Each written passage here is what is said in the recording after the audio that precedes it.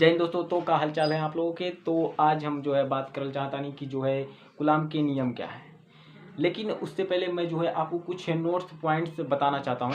तो पहला हमारा नोट्स पॉइंट क्या देखिए, तब इसके बाद जो है हम कूलाम के नियम के बारे में बात करेंगे।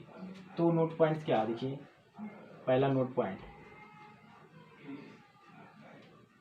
कि जो समान आवेश होता है ना, वो एक दूसरे को क्या करते हैं, प्रतिकर्षित करते हैं, और जो विपरीत आवेश होते हैं वो एक दूसरे को आकर्षित करते हैं। देखिए, समान समान आवेश एक दूसरे को प्रतिकर्षित करते हैं, प्रतिकर्षित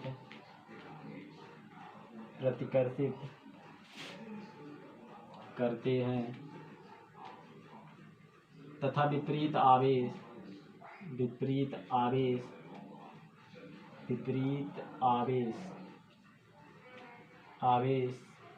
एक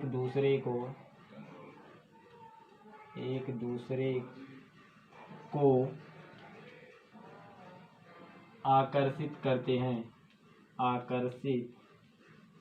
आकर्षित करते हैं, ये हमारा जो है पहला नोट पॉइंट हो गया। अब हम जो है दूसरे नोट पॉइंट की जो है बात करते हैं। जैसे दूसरा नोट पॉइंट हमारा यह है कि अगर आपसे कोई जो है पूछ रहा है कि जो है कोई आप बताइए कि यह वस्तु आवेशित है कि नहीं, तो आप किस तरह से उसको बताएंगे कि यह वस्तु आवेशित है। तो और ये भी कह सकता है कि आप वस्तु को किस तरह से आवेशित करेंगे। तो देखिए, जब भी आपसे इस तरह के कोई क्वेश्चन पूछे तो आप जो है जब भी वस्तु को आवेशित करने की बात कहे तो आप जो है देखिए वह वस्तु जो है सामान्य अवस्था में है कि नहीं। जब वह वस्तु सामान्य अवस्था में होगा, इसका मतलब है कि उसमें इलेक्ट्रॉन और प्रोटॉन की संख्या जो होंगी बराबर होंगे। तो आप देखिए, जब उसमें इलेक्ट्रॉन और प्रोटॉन की संख्या जब बराबर है तो उसमें से आप अगर देखिए इलेक्ट्रॉन की कमी है तो आप जान लीजिए कि वह वस्तु आवेशित है। लेकिन इलेक्ट्रॉन की कमी है तो इसका कहने का मतलब वह धन आवेश है, तो वह धन आवेशित है। लेकिन अगर वस्तु सामान्य अवस्था में है तो उसमें अगर इलेक्ट्रॉन की जो है अधिकता है तो वह वस्तु क्या हो जाएगी, जो है आवेशित हो जाएगी, लेकिन वह वस्तु क्या हो जाएगी, ऋणावेशित हो जाएगी। तो इस तरह से जो है आप वस्तु को आवेशित कर सकते हैं, चाहे वह धन आवेशित हो या ऋण आवेशित हो। अगर इलेक्ट्रॉन को आप निकाल रहे हैं तो वह धन आवेशित होगा, ठीक है, और अगर इलेक्ट्रॉन को लाकर उसमें घुसेड़ रहे हैं तो जो है वह क्या होगा, ऋण आवेशित होगा। तो इस तरह से जो है आप वस्तु को आवेशित कर सकते हैं। तो यहाँ पर लिखेंगे क्या, जब वस्तु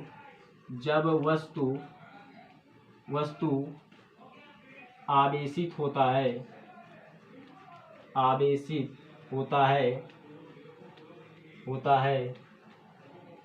तो जब वस्तु आवेशित होता है तो या तो उसमें इलेक्ट्रॉन की कमी हुई है,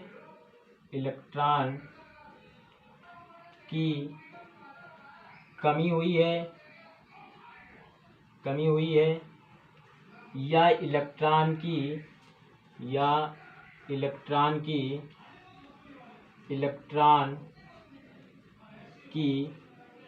अधिकता हुई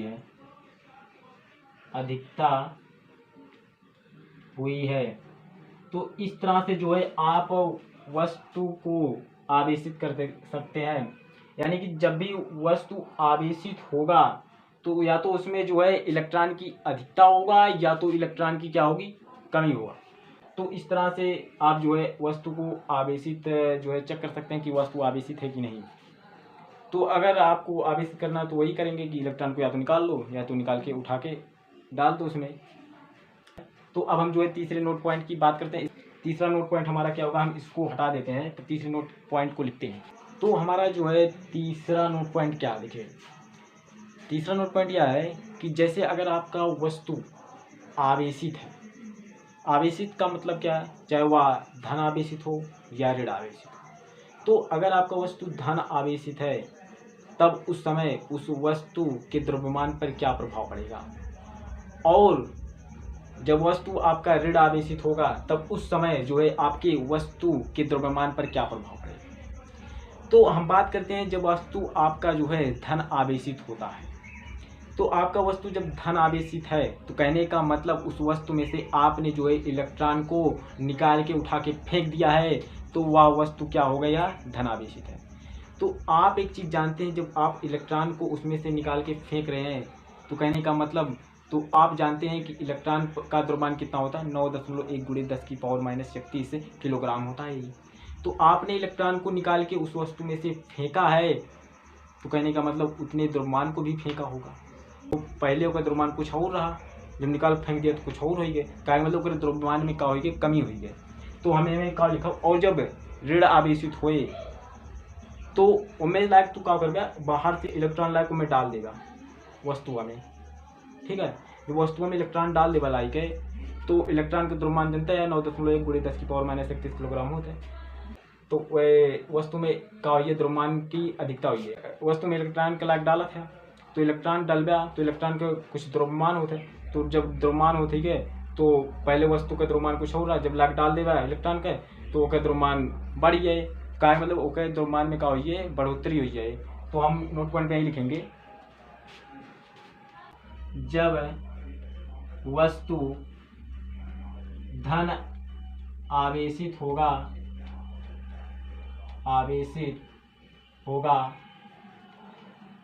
तो उसके द्रव्यमान में कमी होगा और जब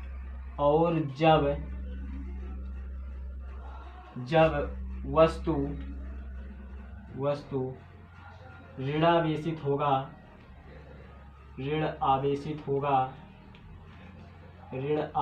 होगा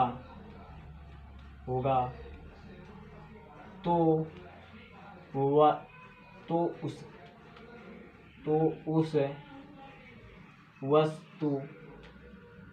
उस वस्तु के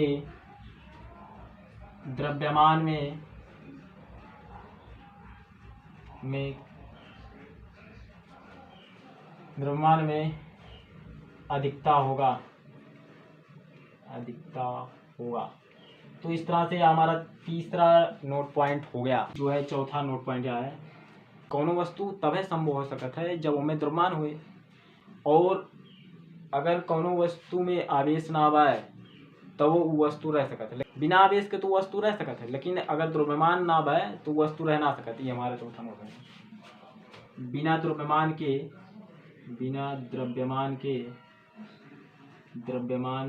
के वस्तु संभव नहीं है, लेकिन बिना आवेश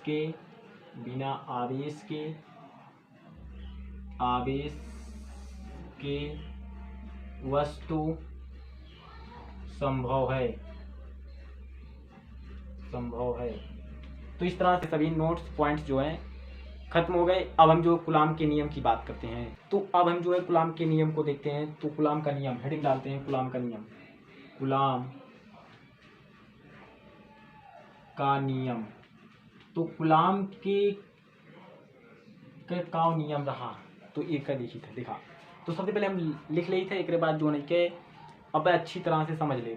तो देखा क्या है, दो स्थिर बिंदुवत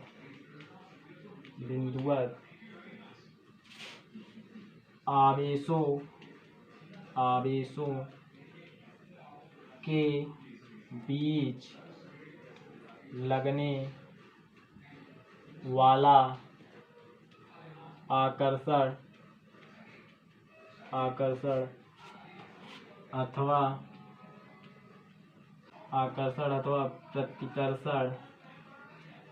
प्रतिकर्षण बल दोनों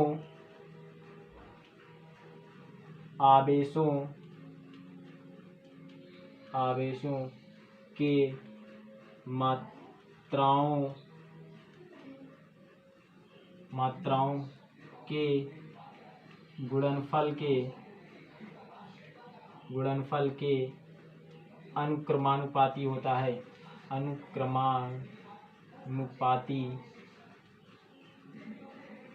है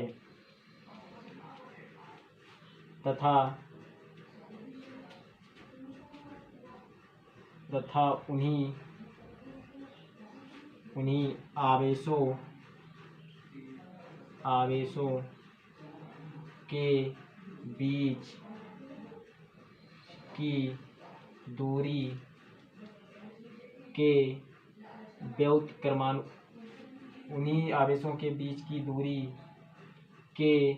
वर्ग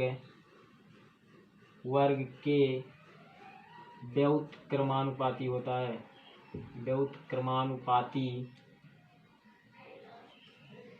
है।